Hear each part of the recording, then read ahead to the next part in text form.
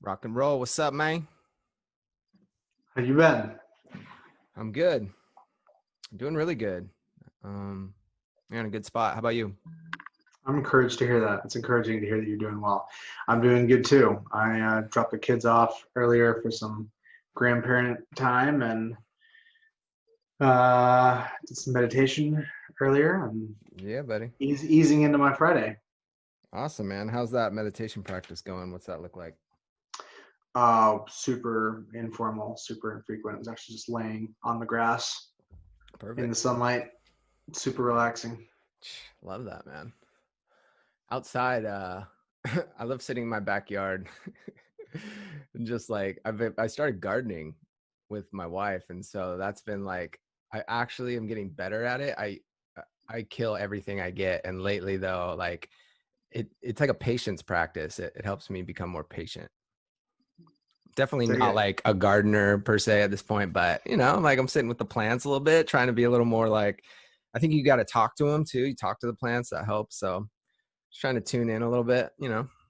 I like it. We're doing some gardening too. We got some tomatoes, some peppers, Yeah. some squash. Strawberries are a bit more fickle. Some okra. Oh, that one was interesting. Dude, I should have drawn on your knowledge. Strawberries, they take a while, man. They're susceptible to bugs and pests. I'm not a gardener either. My wife was kind of into it, and so I was happy to do some of the manual labor to get it set up. One of my other business partners is a huge gardener, like Oh, really? huge gardener. Yeah, one of those guys that's like constantly trying to give people zucchinis and tomatoes because he's like, like just like way too much, like 30 times more than his family could consume. But it's cool. Everybody needs a hobby, and there is some connection to life and something familiar about being around plants that I think is helpful. Yeah. Yeah. There's a lot we can learn from plants and nature, I think. I know a lot of people with the COVID epidemic got into gardening. I think my sister-in-law was telling me about the idea of victory gardens came Yes, back up on people's, totally. and so there's a little nursery down the street, and I remember when COVID first hit, I was like, oh, I hope they're doing all right, and apparently they're just like killing it because like people are just loving the garden right now, and there's not much else to do. Yeah, I think there's probably a lot of stuff like that, home-based activities. When I think about like what's been different about my practice or pattern, the kids have been home way more, no school, haven't gone out to the gym. I signed up for like an annual membership for a local place, like that they had some sale, and I went like all in on like paying for like the year shortly before. So that was fun. I really would like to get a Peloton. I haven't taken the plunge, but I'm thinking hard about picking one of those up. Dude, the idea of the Peloton does not appeal to me, to be No? honest, but everyone I talk to that has one says it's the greatest thing ever. So it's probably one of those things that like I have no experience with, and I think it's one thing, but like I would probably love it too. Do you enjoy cycling? I do, but generally outside, like I don't no judgment or anything. It's just like I don't know, like I probably would love it. It's like I shouldn't hate on it. It's totally worth trying. I can very much see where you're coming from. It doesn't sound that interesting. For me, having done it, I lived at a apartment complex at one point that had one, and I got super into it. It's a combination of the vibe and the energy and the competition aspect. Competition Mm, aspect is super enjoyable because you can see your ranking of all these people and who's dope. getting ahead of you, who's behind you, and yeah, it's a thrill. So that's been some differences, just like being home and having the kids around. But all in all, aside from things like work impact, etc., the vibe of being home has been pretty good for me. Yeah, I've enjoyed it. sinking into it. I know things have gotten a lot better mentally for me just because we can go back outside and do some of the stuff we're used to doing. But yeah, it's been a Beaches journey. opened back up for you? Yeah, they're open. Beaches are open. And yeah, things are pretty much back to normal, just wearing masks and all that stuff. But But yeah, what's besides the home life, I know you travel a lot normally. Like what's work been like, or your different, Yeah, activities? saving money, man. Not I haven't gone anywhere. I think I cannot remember the last place I went. I think right before everything shut down, I had a strategic coach meeting, and I'm going to be going out later this month, next week. Actually, I'm going to be going out to Portland. A team member is getting married, and I have my EOS quarterly, so I'm just going to bump that up a week and a half.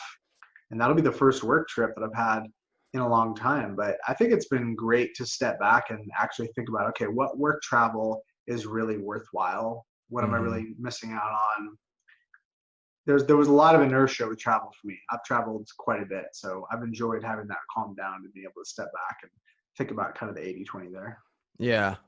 Yeah, there's definitely been a lot more space. I haven't really gone anywhere either. Although we're trying to buy a pop-up tent trailer to go hit the road and do some camping and stuff. So Nice.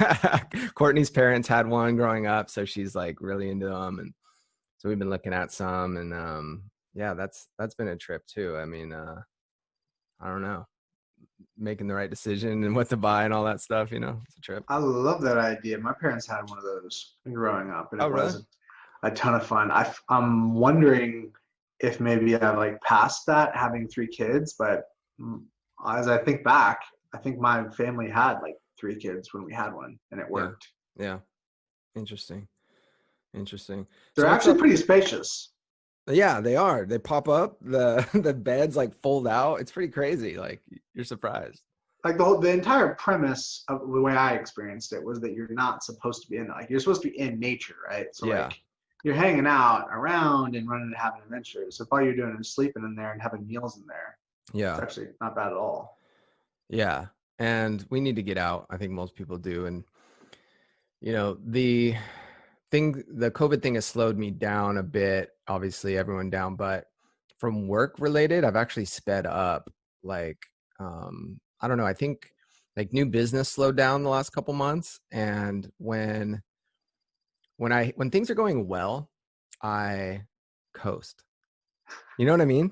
Yeah, Like I hate familiar. to say, I mean, my coast is probably other people's like, so I'm not like sitting on the couch, but I coast. Yeah. But it got me thinking, like I've been on a tear just like consuming books, podcast, like very specific about like certain marketing tactics and things like that and like how to get things pumping.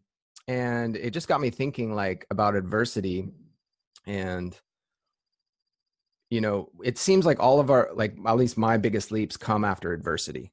Like back Hmm. in the day when I had a lady that my good friend that worked for me take money from me, like that Hmm. like launched me into like strategic coach, uh, going to Puerto Vallarta with you and Alex, like all these things that um, happened. And so I just thought about the idea of what if we kept adversity like what if we could channel it or make it like flip a switch or always keep it in our life because just to wait for it to come around kind of sucks. Like it's not, I mean, not that I want to make life harder for myself. So it's funny, I did a Google search like how to initiate adversity or something in your life. Like I couldn't find anything on it. I don't know if that's even the right term, but like just the idea of, at least for me, I seem to coast, and I guess I don't, there's times to coast, but I don't know. I don't want to have some outside circumstance like kick me in the butt. Yeah, I dig that. I watched a video just the other day talking about the comfort trap, and I experienced this unconscious sensation or thought of thinking that my hard work is going to get me to a place of coasting. Like coasting is going to be the reward. But if I really question that assumption, it doesn't hold up because coasting and relaxation and comfort outside of like short little blips, it makes me pretty unhappy. I start Mm-hmm. to get deeply unhappy if I'm not clear on what the plan is, what the vision is, where things are going. And some of that I want to question if maybe that's a an opportunity to modify my way of being rather than just optimizing for the sensation that I'm having. But I can completely relate that it so in your case, are you saying that it leads to lower performance, that the coasting leads to lower performance, or are you saying that the coasting Like, do you enjoy the coasting? I do, but it not only leads to lower performance, but it leads to lower impact. Like if I'm trying to make an impact on people, I think if I'm just coasting, I'm not creating, I'm not, So I don't know. Like that's kind of the way I think about it is I could do more. I could, have a bigger impact. I could just make a bigger, change if I was I don't know, it's just something I'm thinking about. I think it's worthwhile thought for sure. Yeah, because like another way I've heard it said is one person, I forget what, some entrepreneur was saying the biggest leaps he made always came when he was ill prepared for things. And so that's like something you can recognize. So I'm like looking for these things that I can recognize and then pull these levers, right? So like there's like an aspect of our business right now that's kind of new for us, but like we're jumping in head first because we're ill prepared for it. And it just feels like that's the perfect season to do, the perfect thing to do. So what are the catalysts to these big jumps? It's like those things. It's like doing what scares you. It's like adversity. So like, I don't know. One idea I had was just moving targets. Like we were hitting targets at Good Life for like 3 months in a row, like way above our sales targets.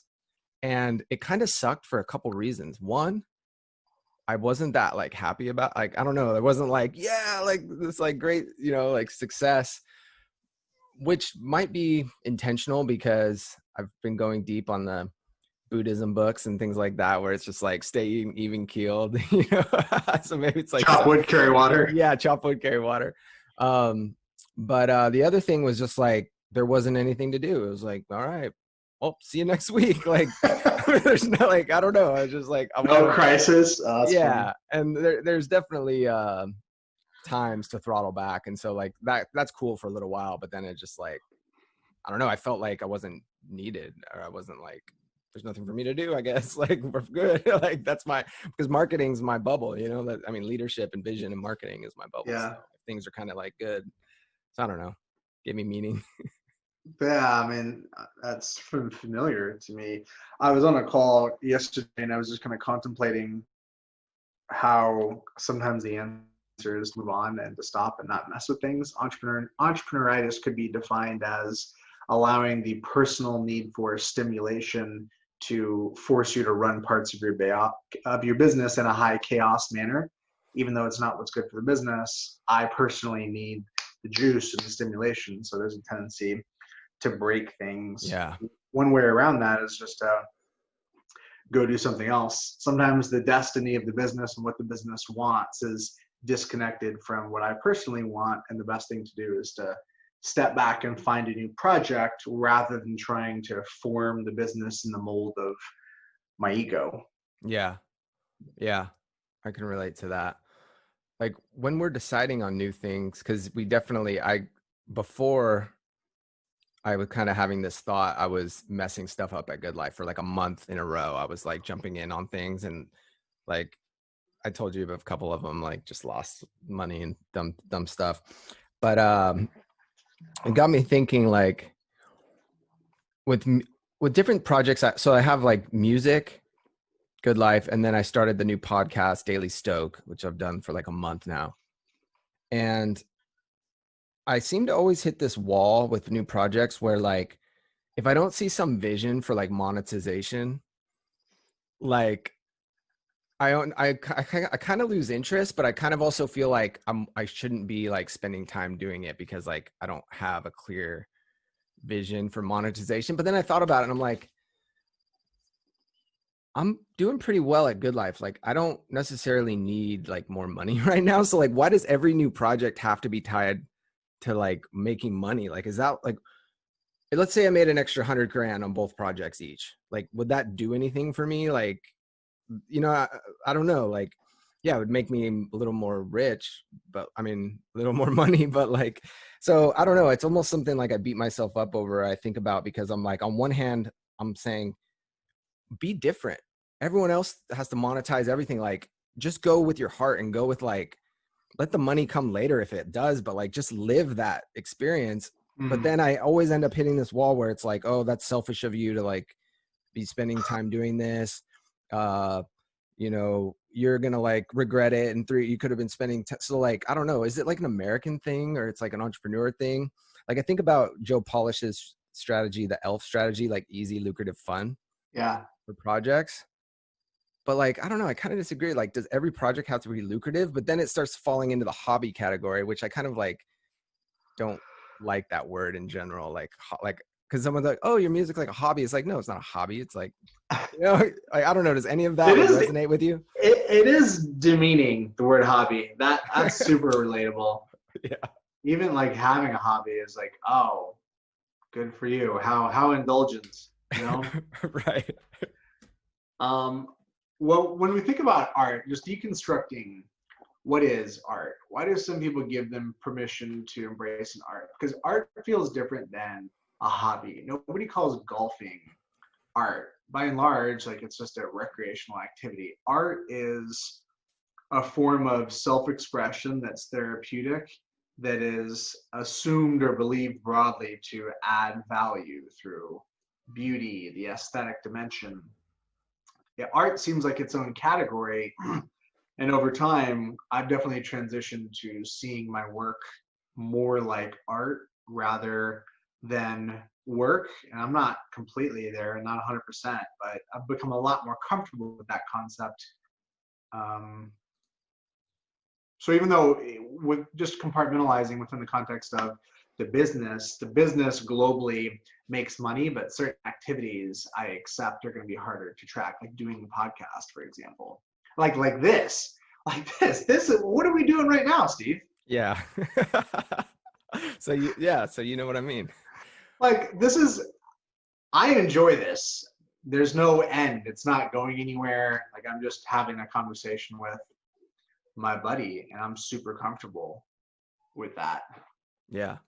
Yeah. I love the dissemination or calling it art. I actually just did a synonym search for hobby and art is one of them. Yeah. And then the definition of hobby is an activity done regularly in one's leisure time for pleasure. So I love the description or the definition, but I'm just not a fan of the word. Like, Uh-huh. like, I don't know, but I don't know. I seem to find projects and quote unquote hobbies or art that border on the line of, you know, monetization or making it into a business or something. But I'm actually in a really good spot with both of them in the sense that they both have a creative aspect, they both have a marketing aspect, and I really just want to become a better marketer. And so it's kind of like a R&D type thing, like you say, like just putting in the work. And you know, you never know what one thing leads to another. And if you enjoy what you're doing, then how are you going to regret it, you know? That's the way of the lit up life, right? Yeah, brother. That's the way of the lit up life. Yeah. Shout out to the book Leisure, The Basis of Culture, by the way. That's been on my reading list for a long Nice. time. I've had a couple of friends that have called out Leisure is the Basis of Culture, maybe Interesting. worthwhile.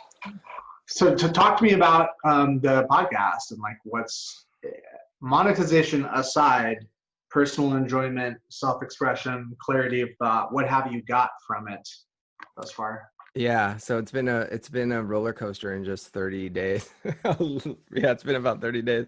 But I don't know. I get these like bolts of passion and like you, oh, like this is an idea, like go do this. Like I just like, it's so funny. And I learned to work with it. But so I kick it off, and literally like 2.5 weeks in, I was like, I don't even want to do this anymore. Like, it was, like, to be perfectly honest, because I was just like, I don't know. I noticed that it was taking time away from music. So I was like playing music less. And I was like, oh, wait, but this is like, I want to do this for fun, but now it's taken away from me. Anyway, and my goal was like, oh, I'm going to build this podcast up one day and like do it for a few years and like get like, you know, millions of, you know, subscribers, whatever. Because I feel like I have a message that I want to share. And like, I don't quite Yeah. know exactly what it is, but like, you know, I got to share so that it comes out. And then 2 days later, I'll be like all into it again. And, you know, I talked to this like podcast consultant guy, And he was like, he brought the sword down on me heavy because he's like, just told me how difficult it is to make a successful podcast. And like, there's only 3 ways you can grow a podcast. And like, unless you have 10,000 listeners, like you don't even make a dime, and like all this stuff. So it got me all depressed. But then, so if you ask where I am today with it, I'm sticking with it. I'm actually enjoying it as of the last few days. There's been days where I'm like, oh, I don't want to do this, but it's really punchy episodes. So I'm able to knock them out pretty quick. And yeah, I'm just doing it, and I'm enjoying it now, but there's been ups and downs. All right. So for those of us that have not been following along, give us like 1 or 2 episode titles that you feel like, you're really proud of. Like what's a great starting point for those of us that don't want to start on day 1? Yeah, for sure, man. Let's see. The number 1 skill to develop for business, I like actually my free day episodes. So I do free day episodes this is what I would check out, free day episodes on the weekends, because this actually solved a need for me. Well, I don't listen to my own show necessarily, but on free days are days when I don't do any work or any business related reading at all on the weekends. And I want to listen to stuff, but like, I also don't run out of things to listen to. Mm-hmm. So I wanted to provide that to other people who might take free days that can listen to something that's not business related. So actually my free day episodes do the best. Like the law of pure potentiality is one. That's that's my most popular episode. Let's see, what's my second most popular episode? Probably exactly what to say is a good business episode. So those are 2. There we go. Bing, bang, boom. Check out the law of pure potentiality. One spoke to me. What are you using to host your podcast, by the way? Dude, Buzzsprout. And I am freaking, what's the word? Such a fanboy of Buzzsprout. Like, do you ever like get an email or a marketing thing from someone and you're like, you want to talk to the owner of the company because you're like, this is incredible. Like Buzzsprout, bro, you got to check it out. It's like the easiest way. They make launching your podcast so easy and managing it. It's like ridiculous. And it has all the tools. It's like their marketing is clean. They have like so much content about how to do podcasting successfully that like it makes Lisbon look like, oh my gosh, like Windows 6. And like Buzzsprout is like freaking the newest Mac Sierra. Wow. Trust me, bro. If you'd also like to have a wonderfully hosted podcast, check out buzzsprout.com/Jordan and Steve. Promo code Jordan. But seriously, you asked, man. But yeah. So what's up with besides this podcast? Are you paused profitable management, right? I did, yeah. PPM, yeah. I paused it, and a lot of that was just losing the internal resource that was helping me do that, and just lost momentum. But the vibe was also feeling stale, needed to step back. Like it was one of those situations where like I tried to kind of like keep it going, and at some point I just had to accept that enthusiasm was gone. So I need to retool. I may revive that. I may do something different. I'd love to have broader conversations that are where I'm not trying to relate everything to property management. That can feel somewhat constricting and constraining at times. And I would like to have conversations with my friends and clients in that industry where I'm not having to talk about property management. Like I know interesting people in property management where we could talk about things that don't have anything to do with how to run a management company. So I'll come back to it invariably. It's definitely something that I enjoy and am good at.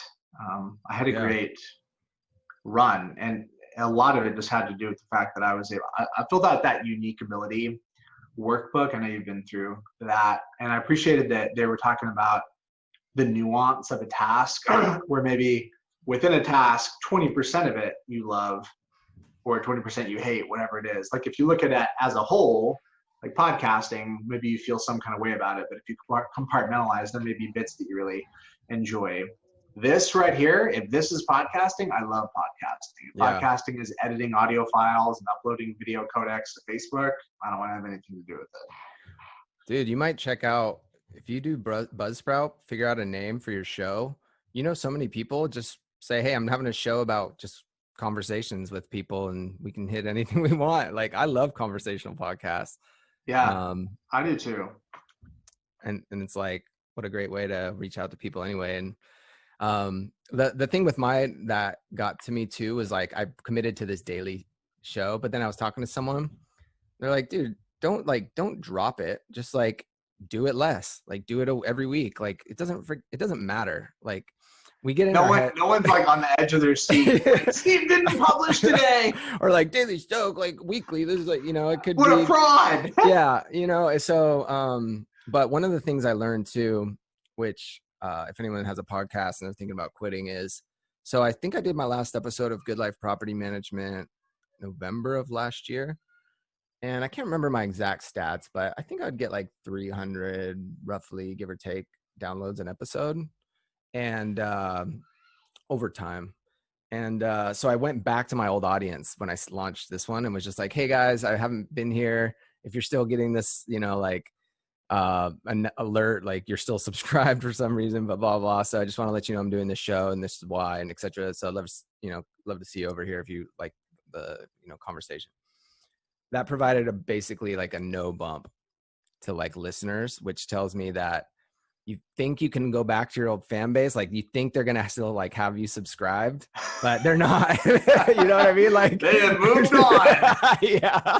Which I thought like maybe I'd get like some, because sometimes I'll leave like shows I'm subscribed to like just in there, but apparently not. Or I mean, maybe people are over it, but I don't know. I think it's probably just they moved on.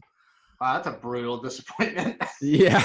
Yeah, totally. So I don't know, if you're like burned out of podcasting, maybe just like go to a longer cadence, because there's something that fired you up about, not you, but just anyone, about podcasting in general to get you into it. So like it might just be like you're burned out, like take a little break, like do like one episode every 2 weeks or something. I don't know. Yeah, change it. Although at the same time, I liked having a third party, the guy that was helping me with that expectation of publishing. I think there's different, there's different seasons. I was beating myself up about it for a minute, but I had some big picture restructuring and transition and change.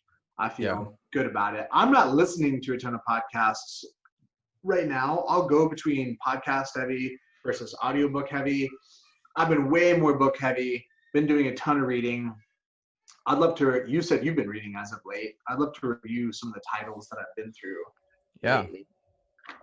So I read a bunch of books on M&A, and without even talking about all of them, here are just the highlights. I really enjoyed the Harvard Business Review Guide to Buying a Small Business. This is within the genre of the buy rather than build concept. Start at a base of 200 or 300K in revenue rather than trying to go from 0 to 100 or 0 to 100 doors, whatever you want to call it. That was really enjoyable, and just kind of framing the opportunity with buying businesses.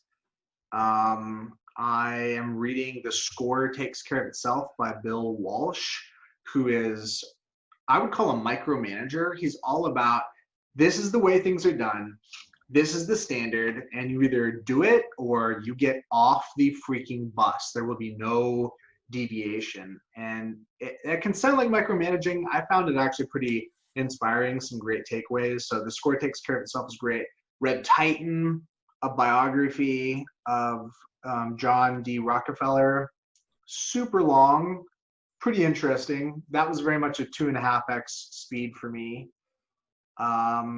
I'm reading How to Change Your Mind right now by Michael Pollan. It's on psychedelics and kind of the medical application, therapeutic application, treating PTSD. I'm still early in that, but enjoying it thus far. Clockwork by Michael McAlliwiz is okay. It's like a modern day reincarnation of E-Myth. I'm halfway through it. I'm not on fire, but I feel like it's got some decent stuff. And then lastly, Fooled by Randomness by Nassim Taleb, which is all about how we ascribe meaning and control to areas of our life where randomness is actually the guiding factor. That's been really, really enjoyable. I read some others too, but those are the ones that come to mind right now. Yeah, you sent me the Undefeated Mind. I wanted to ask you about, there's a concept in the beginning of the book that talks about your personal mission. I found that the most interesting part, or Same one of the here. most interesting part of the book. What did you take action on diving into that? Yeah. Did you think about Well, that for yourself? do you want to like tee it up a little more for the listener? Just like Totally, what? totally. So, in Undefeated Mind, it talks about, I think the context was, uh, this guy, I think he was in mergers and acquisitions, or he was in private equity. This private Mhm. equity guy, he was like coaching, or he's kind of like a psychologist slash coach or whatever. And he was burnt out of his business, and he helped the guy get reacclimated. Like there's something deeper than your business that you love. Like, what is the thing that you actually love?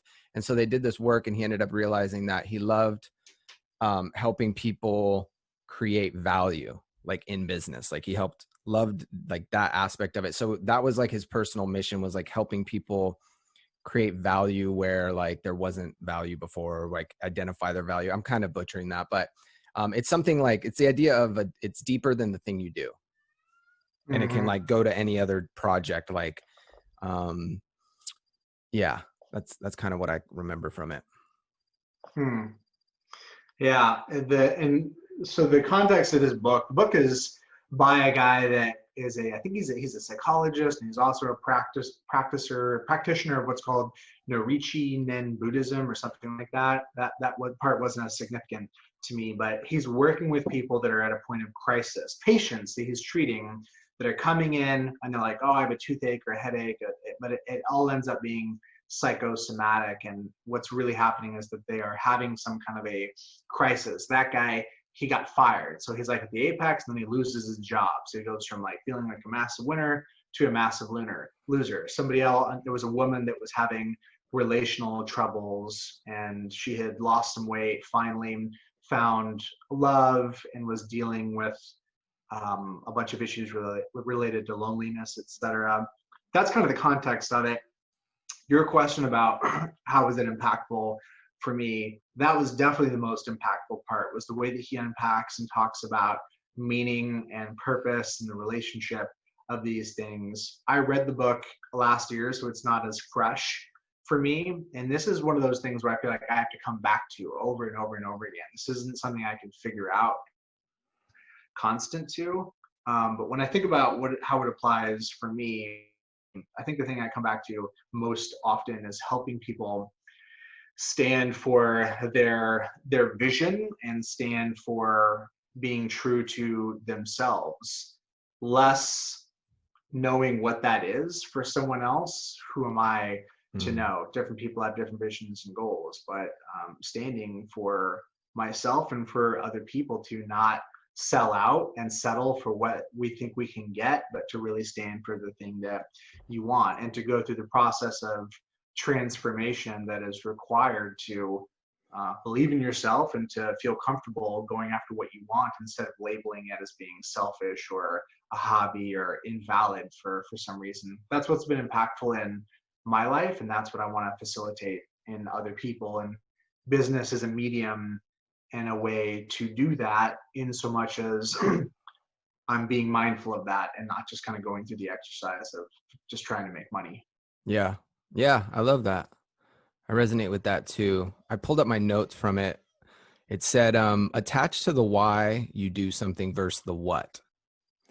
So I remember it was kind of like similar to start with why. It says your mission, you're not looking for something that excites you. You're looking for something that gives your life meaning, which you can best discover by means of something that excites you. I'm not sure if even a sculptor gets excited about filling the world with beauty. That was one example. And then he said, instead of asking, what do I want to do? Ask, what kind of value do I want to create? And, Mm, and so, yeah, it's just like, I don't know. I thought about it too. And,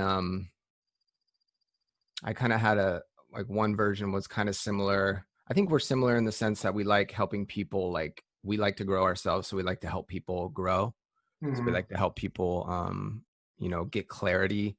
I think you're really good at helping people get clarity and adding value to people's lives, by helping them kind of see things that maybe they don't see. You're also incredibly talented at taking a clumsy idea and putting it in like simple kind of like words.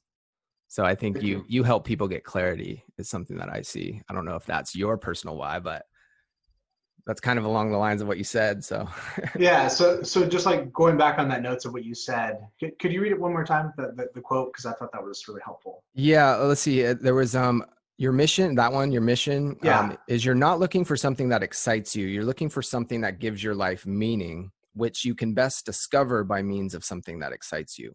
there's some nuance there. Yeah. So it reminds me of the idea of like chasing after happiness is a really Yeah. poor way to be happy. Yeah. And this also reminds me, I was going to ask you about, so it's 3+ years into coach now. Um, Unique ability is a big concept, but I was thinking lately, like pigeonholing yourself into only things that like you just have unending like energy for can actually be like a hamper, like can stunt your growth a little bit, maybe. Like, and this kind of talks about the same thing, like, because sometimes I use, oh, well, I don't feel like doing this, so maybe I shouldn't be doing this. You know what I mean? Mhm. Where like all the growth comes from mental toughness and like doing things that, so like sometimes I'll be like, okay, I have this podcast. I need to hire I need a marketing person that's just going to like do all this. And I'm like, well, no, like I kind of want to learn all this stuff. Mhm. You know what I Well, mean? if you want to, like if you want Yeah. to, then it goes back into UA. Yeah. So, I mean, I love the concept of UA, but I mean, I think almost, at least for me, I'm wondering if like it can be like anything else, like where if you're so dogmatic about it, it can almost be like a negative thing. I'm sure. I mean, dogma is something that I've really rallied around as kind of the opposite of how I want to live my life. Any idea, if it's like taken in a totalitarian format, is going to be robbed of its utility, I think. Yeah. But I'm still getting juice out of unique ability and delegation. So, and I'm telling you, I'm probably going to send you one of those letters. I think everybody in their professional career has gotten one of those letters of, I am going through a process called unique ability. Can you please give me your feedback on Totally. what you think, blah, blah, blah. Having been through that exercise and having been in coach longer than I have, what does UA look like for you right now as it relates to good life? So UA looks like leading. So just all sorts of leadership, like coaching people, seeing strengths in people, helping people develop those strengths, believing in people. Um, and then marketing is actually one of my unique abilities in it, like the Seth Godin version of marketing, where it's like Mm-hmm. connecting with people, empathy, Mm-hmm. seeing a bigger vision and saying, hey, I know a better way, come with me. Like, that type of marketing. So I really, and don't get me wrong, unique ability is a game changer. Everybody should go deep on that topic. And I've gotten like, it's changed my life. So I'm definitely not like poo-pooing the idea. I just, I think there's one aspect, and maybe I misunderstand it. Maybe I should ask my coach, but like, there's one aspect where it's like, oh, you just have endless energy for this. I love songwriting, but like, I don't have endless energy to write songs. Like after about an hour, I get like, I want to move on to the next thing. So like, does that mean it's not my unique ability? Like, you know, I can't, there's only one thing I can think of where I could do endlessly for and never then lose track of time. And that's recording music like with other people. But I think it probably, if I did that for like 3 or 4 weeks, I'd probably start burning out of that too, you Or know? never ending jam session. Yeah. Yeah. But I love the idea because it gives you the permission to not slog through life and have to like do all the stuff that sucks, you know. It's super impactful. And yeah, send me the letter, bro. I'd love to fill that out. Well, I love what you said about UA for you. Part of it was believing in people. Mm. Man, I love that. I feel like that is one of the most impactful things that you can do in your professional career is to find someone and believe in them and affirm them and say, hey, man, I see great potential in you. I think you have the juice, you know, come work for me or let me connect you with someone else. That act to me, and it's not even like, it doesn't even have to be like a process. It could just be like a compliment or an acknowledgement can be so profound. I can think of a couple of times where somebody did that for me, and it was like, it really left a lasting remark. So that I would add that to what I said before for me. And the best coaching calls for me that I do are absolutely around that and around standing for somebody else's vision. And the worst coaching calls for me are where we're deep in the weeds of just utter minutia. Yeah, man. I like that. I like that's a great gift to give people.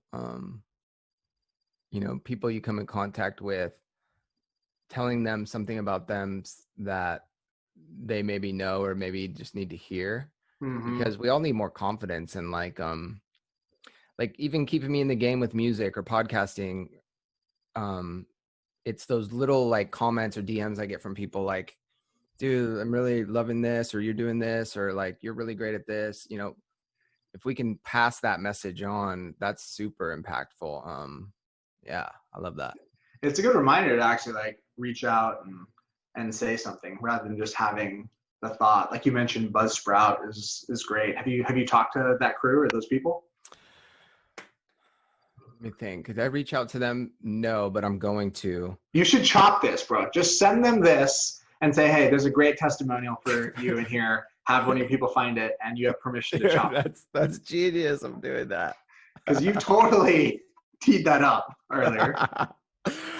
I love that. There's this other company, Virtuance. It's this company that does real estate photography and like virtual tours. Oh. And yeah, I got their we hired them. I got their first like onboarding email, and I was like, I'd like to speak to the owner of your company.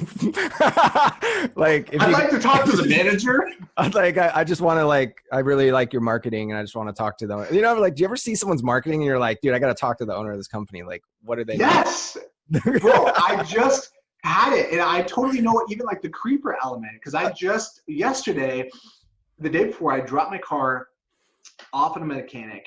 And I already knew these guys were great, but I was just reminded. I found them because they had 5-star reviews on Yelp and like 175 reviews, which imagine having an auto body shop, having that many reviews and it's 5 stars. So they take my car, and yesterday morning, I get a text that says, hey, here's an update on the report. I click on it. It's a comprehensive report with clear explanations. Here are the things that are green, things that are yellow, things that are red that we actually need to fix. Pictures on all of it, of my car, of the battery terminal. Wow. So I was like, I feel like I should pay you for this report. But, and then, of course, I decided not to fix a bunch of major stuff, and they were like totally cool with it. They were not picky, so. And you wouldn't know it. Like, there's nothing glamorous. I don't know what the branding on this place that you're going to show me, Virtuance, looks like. This is like, you would not know the service was going to be like this if you just saw it from the street or went to their website. Yeah, it's super inspiring. So I love reaching out. I don't know what their website looks like, but it's good. Their onboarding sequence with new clients was just incredible. I love pulling ideas from other companies like that, but yeah, man. I can't remember. I was gonna hit one other thing I was super excited to tell you about, and now it's lost me. But yeah, man. I don't know. So what else you want to hit on? What else is popping? Talk to me about your fitness game and how your fitness game has been mid-pandemic. Yeah, fitness game. It's going pretty strong. I try to do, so I always take a walk with Miles pretty much to the beach every day. Nice. So that's a good, solid, nice little walk. And then I always try to mix in either some sort of strength. So either surfing or I'll do push-ups. So I do 3 rounds of burnout strength. So I do 3 rounds of burnout push-ups. So like push-ups till I can't. So like probably usually that's 50 or something, like 50 in a row, 50. It's like 150 push-ups. Or I'll do pull-ups, burnout. So pull-ups until I can't, three sets, or crunches. And crunches, like it takes a while to burn out on crunches. So I usually just do like, 75, 3 sets of like 60 or 50 to 75. That's what I'm doing. What about you? So just wrapping on that, it sounds like you're consistent but low key. It's not like a crazy like P90X. Consistent but low key. Is that what I'm hearing? Totally. And then like, would you describe yourself as mindful or self-conscious with the diet? Like, are you thinking about what you're eating? Yeah. Yeah, I am. I don't eat breakfast generally. I eat like a small, like a regular lunch, whatever, not a big lunch, and then I go ham on dinner. Is that strategy or preference to skip breakfast? Missing breakfast is what I've heard just on Joe Rogan's podcast and different people that intermittent fasting is really good for not only like weight loss but also your mind. And like if you think about it, you're constantly giving your gut like has to work Yeah. because you're eating like every so often. So just giving it like a long break where it doesn't like have to work. So anyway, I haven't like researched that fully, but just from people that seem smart have told me that. But no, I'm just like everyone else that like you eat something and you beat yourself up over it. Like it's freaking ridiculous. So tired of that. Like so I do watch what I eat. My wife cooks really well, but I eat ice cream at the end of the night, or I eat like a big bowl of cereal, or like, so I'm not like super hawkish. Yeah, fair enough. My exercise has been fairly inconsistent during the past couple months. That week where you and I did a challenge swap was great. Yeah. Was high on the horse. Then I have a double stroller. I'll take the girls around the neighborhood, even in the heat. That's a pretty consistent thing. Let's say maybe half the days of the week, 3 or 4 days a week. They love that. Um, that's probably the thing I've been doing the most. Outside of that, I had a personal trainer. Pandemic thing just kind of fell apart. So I'm ready to get back in the gym and regain some motivation, but it's been pretty inconsistent. And my eating practices are not even as mindful as you described. What you described wasn't that hardcore, but not as mindful. It's kind of been pretty hit or miss. So it's an opportunity for me right now. Yeah. Cool, man. Well, let me know how it goes. It's good talking to you. Yeah, till next time. You got anything else? I don't think so, my man.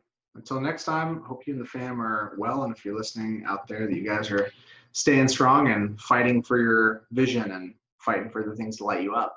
Amen. Love it, brother. Peace. Oh.